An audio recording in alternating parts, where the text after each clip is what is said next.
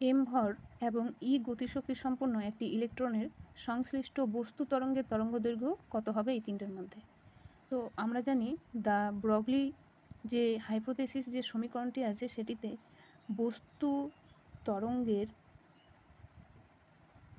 তরঙ্গদৈর্ঘ্য দেওয়া আছে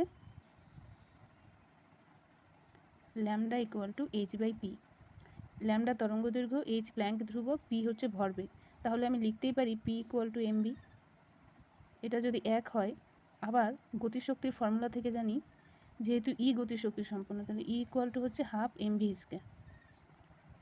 এটাকে যদি এম দিয়ে দুই দিকে মাল্টিপ্লাই করি তাহলে M E equal to half M square V square. তাহলে 2 এদিকে নিয়ে চলে আসলাম, 2m equal to M square V square. এই এম ভি স্কোয়ারকে লিখতেই পারি পি স্কোয়ার 2m। তাহলে পি ইকুয়াল টু √2m। এটা তাহলে 2 নম্বর সমীকরণ। এই সমীকরণটা এখানে বসিয়ে দিলে, মানে পি এর মানটা যদি বসিয়ে দিই তাহলে আমরা পাবো lambda equal to H by √2m। বস্তু তরঙ্গের তরঙ্গদৈর্ঘ্য